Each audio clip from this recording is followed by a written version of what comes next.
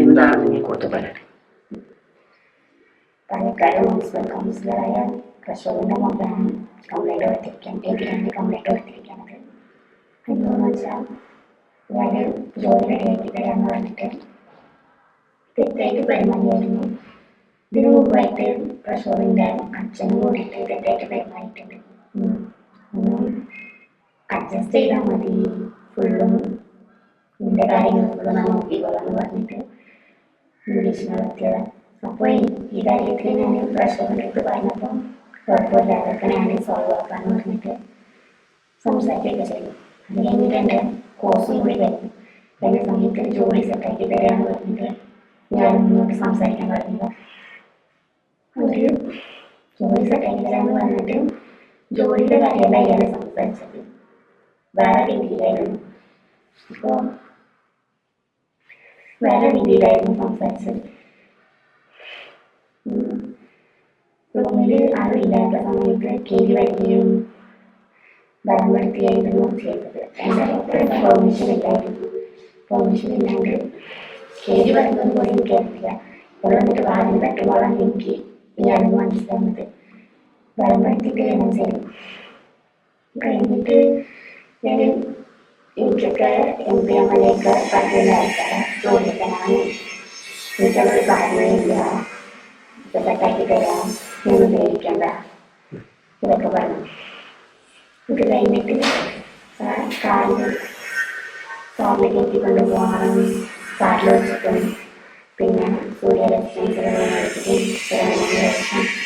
ഇതുപോലെ തന്നെ കഴിച്ചിട്ടും ഈ ചെയ്തതേ പറ്റിയിട്ടുള്ളൂ.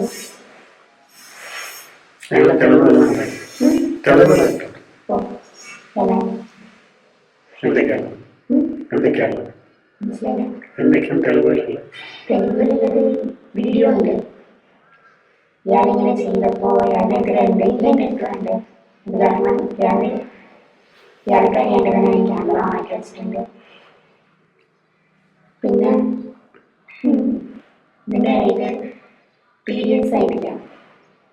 അപ്പോൾ ഇയാളെടുത്ത് ഞാൻ പറഞ്ഞു നോക്കി ഡേറ്റ് ഇതായിരുന്നു പറഞ്ഞപ്പോൾ ശരി കൺസിലായിരിക്കില്ല, വേറെ എന്തെങ്കിലും ആയിരിക്കും ഇയാൾ പറഞ്ഞു. പക്ഷെ എനിക്ക് എല്ലാ ദിവസവും കറക്റ്റ് ആവുന്നുണ്ടായിരുന്നു. ഇയാൾ പിന്നെ ടെസ്റ്റ് ടെസ്റ്റ് സംഭവം അത് വാങ്ങിച്ചു കൊടുത്തു. അത് ടെസ്റ്റ് ചെയ്തപ്പോൾ 2 കോളാണ് കാണിച്ചത്. ഇയാളെടുത്ത് പറഞ്ഞപ്പോൾ അത് നെഗറ്റീവാണ്, അയാൾക്കാൻ ഡോക്ടർ. അത് കഴിഞ്ഞിട്ട് 1 മാസം കഴിഞ്ഞിട്ടും 2ാമത്തെ മാസം ആയിട്ട് എനിക്കായിട്ടില്ല. അത് പറഞ്ഞപ്പോൾ ശരി ഹോസ്പിറ്റലിൽ പോയി നോക്കാമെന്ന് പറഞ്ഞിട്ട് ഹോസ്പിറ്റലിൽ പോയി. പക്ഷെ അവിടെ വെച്ചിട്ട് ഇയാൾ കണ്ടത് പ്രശ്നമാണ്. കുറച്ച് ഹോസ്പിറ്റലിൽ 10,000 നോക്കാമെന്ന് പറഞ്ഞു. എന്നിട്ട് കൂട്ടിക്കൊണ്ടുപോയിട്ടില്ല. അത് കഴിഞ്ഞിട്ട് വിളിച്ചാൽ ഫോൺ എടുക്കലില്ല. ഇയാളുടെ മറ്റേ ഇവൻ്റെ സുഹൃത്തിൻ്റെ ഫോണിലായിട്ടാണ് എന്നെ കോൺടാക്ട് ചെയ്യുന്നത്. പക്ഷെ ഇയാളുടെ നമ്പറിൽ ഫോണിൽ കണക്ട് ആണെന്ന് പറഞ്ഞിട്ട് സുഹൃത്തിൻ്റെ ഫോണിലായിട്ടാണ് വിളിക്കുന്നത്. അപ്പോൾ ഞാൻ വിളിച്ചാൽ ഞാൻ എടുക്കുന്നില്ല, അയാൾ വിളിക്കുന്നില്ല.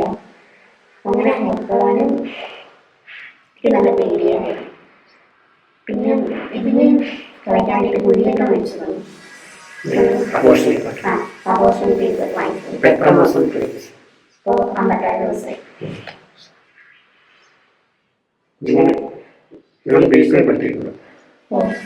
ഭീഷണിപ്പെടുത്തിയതാണ് ഞാൻ കേസ് കൊടുക്കാൻ വേണ്ടി കാരണം.